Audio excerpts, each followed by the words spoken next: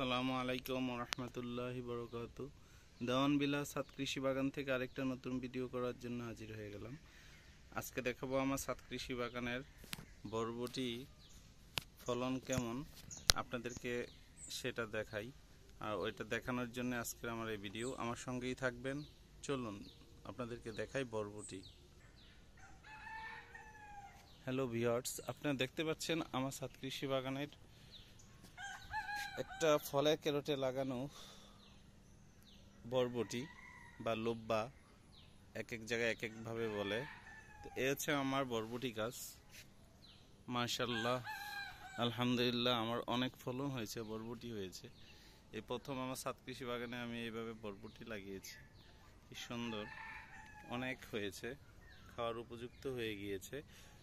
তো এগুলো হারভেস্ট করে ফেলতে হবে। তো আপনারা দেখতে পাচ্ছেন আমার সাত কৃষি বাগানের বরবটির গাছ। এই যে এদিক দিয়ে যদি দেখাই, কি সুন্দর, অনেক বড় হয়েছে। তা আমার এই ভিডিওগুলো আপনাদের জন্যই, আমি চেষ্টা করি আপনাদেরকে আমার সাত কৃষি বাগানের ভিডিও করে দেখাতে। তো উপরের দিকে অনেক ফুল আসছে, আরও হবে।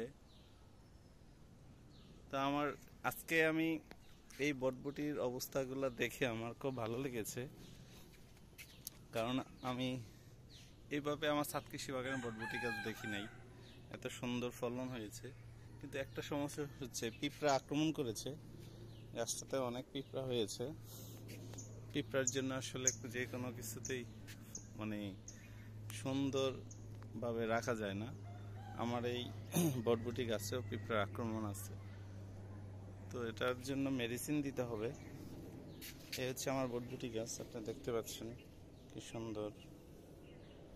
তা আমার এই ভিডিও আপনাদের ভালো লেগে থাকলে অবশ্যই লাইক দিবেন, শেয়ার করবেন, সাবস্ক্রাইব করবেন। তাহলে আমি আপনাদের জন্য নতুন নতুন ভিডিও আপডেট করে দেখাবো। তো আজকের এই ভিডিওটা আপনাদের ভালো লেগে থাকলে তাহলেই আমার সার্থক হবে আমার ভিডিও করা। তাহলে আজকের মতো এখান থেকে বিদায় নিলাম। সবাই ভালো থাকবেন। আল্লাহ হাফেজ।